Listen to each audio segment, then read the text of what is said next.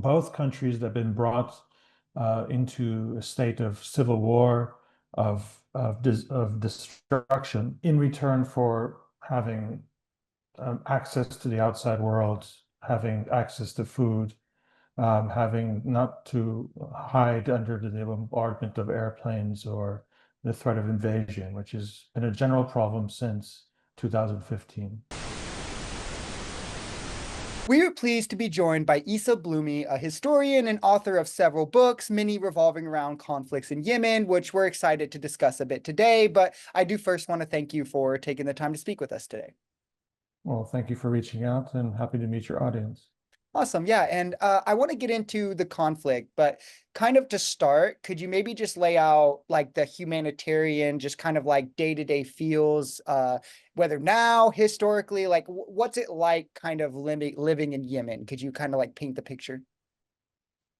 Well, the country is terribly divided, and it's now administered by at least two or three different kinds of authorities. But we're primarily talking about the northern part of Yemen, where upwards of 21 million people out of the 30 million in Yemen live at the time. And they've been living under conditions of war, of an imposed embargo by those parties, which include the United States and its partners, to try to force the population and their government to basically surrender their sovereignty, um, their causes, which are much more local first, as well as regional and global, um, in return for having access to the outside world, having access to food,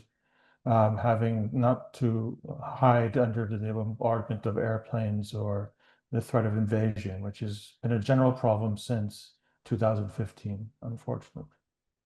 Yeah, so since that was kind of my next question was kind of like how long has the conflict been going on? I guess if we're tracing back to like 2015, has there been any breaks since then, or has it kind of been nonstop conflict? Well, let's say, full war efforts led by the United States through its allies in the region um, more or less lasted from the March of 2015 until the end of 2022. Then there was reluctantly a ceasefire because northern Yemenis have been persistent, been able to survive these years of embargo, bombardment, and have been able to deliver homemade missiles, especially to Saudi Arabia and the UAE, the two primary belligerents against northern Yemenis. But while there has been somewhat of a reluctant ceasefire, there is daily violence. There have been efforts to, and unfortunately successful, assassinations of leaders. The embargo continues, so it is economic warfare on the population in the north, still efforts to starve them into submission. And what has added to the intensity of the violence is since 2023, with events in Gaza, northern Yemenis have been really the only entity that has tried to impose an embargo on Israel for its crimes committed against the peoples of Gaza. And so they've now faced much more aggressive direct attacks from the United and Israeli air forces. So then kind of who are, just to put it all together, who are kind of the players involved in this? Obviously, the United States always finds its way somehow to be involved in something like this. I know there was in 2015 there was a Hadi figure forced to resign or something. And then the Houthis, how do they come in? Could you kind of just like who are the people kind of involved in this? Right.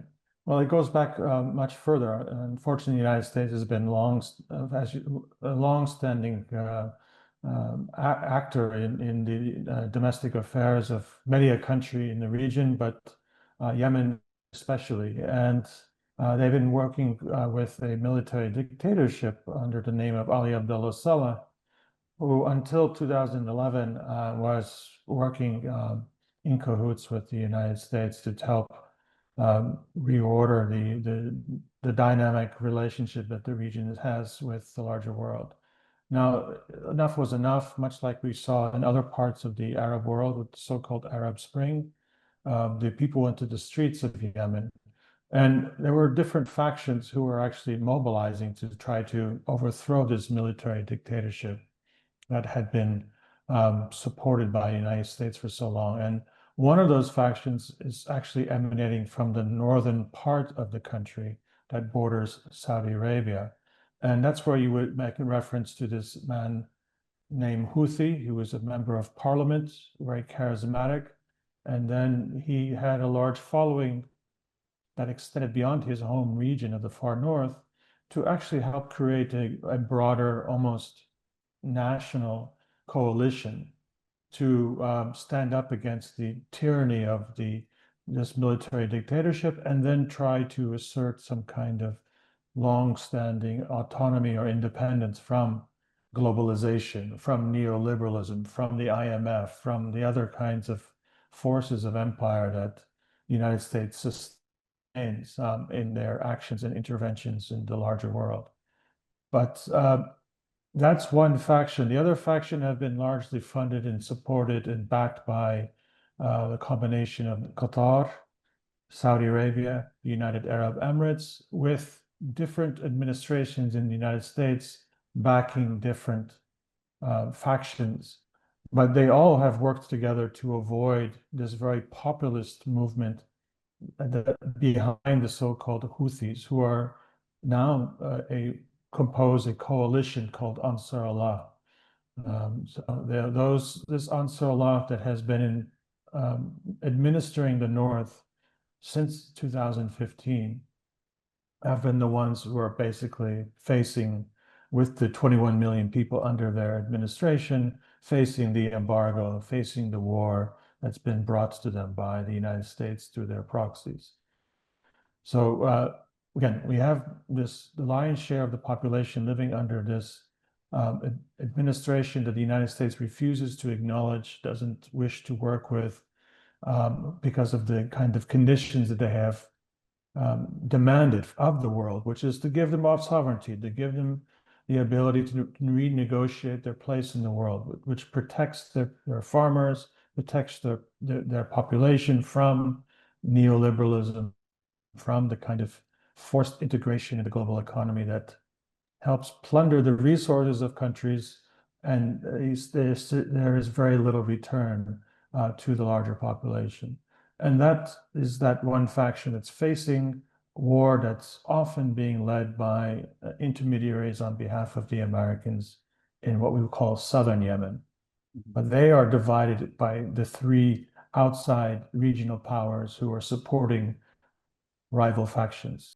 So the question that comes to me then is why Yemen, I guess. What is it about Yemen that gives it such international intrigue where the United States refuses to kind of let them do their own thing? We seemingly want to control them. And then you have also like you mentioned, Qatar, the Saudis also getting involved. Like, what is it about Yemen that has so many people wanting to seemingly keep them under their control? Well, historically, it has long been symbolically the most important country culturally in the region. It has also the largest population. It also sits strategically at the entry to the Red Sea, which more or less can control access to the Mediterranean from the Indian Ocean world, which is precisely what they are trying to do now by stopping all maritime traffic going in and out of Israel through this route to the larger world. So they could and have been able to dictate to an extent the maritime trade with the Mediterranean as far as it concerns the events in Palestine. But it's also a very rich country, full of minerals, especially oil and gas, which is yet to be explored, along with the Horn of Africa, especially Somalia, that shares the same geology. So there's lots of offshore oil and gas that's waiting to be exploited.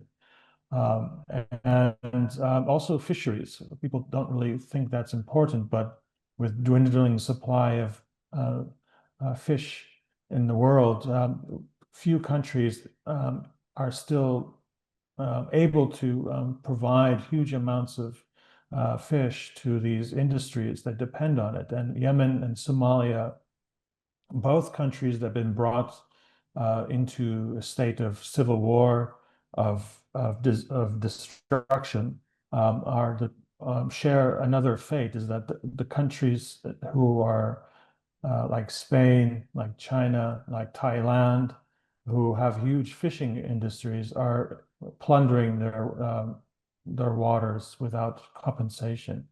So Yemen has a lot of natural resources. It has a lot of human resources. Historically, it's quite important for all kinds of narratives about what gives certain regimes legitimacy or does not. And then finally, it has a strategic stranglehold over much of the maritime trade in that part of the world. So it's long been understood to be strategically important to control.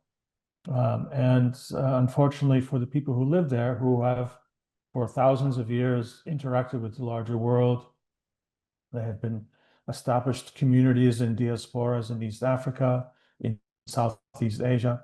Many of the ruling families of Malaysia and what today is Indonesia, they all come from southern Yemen.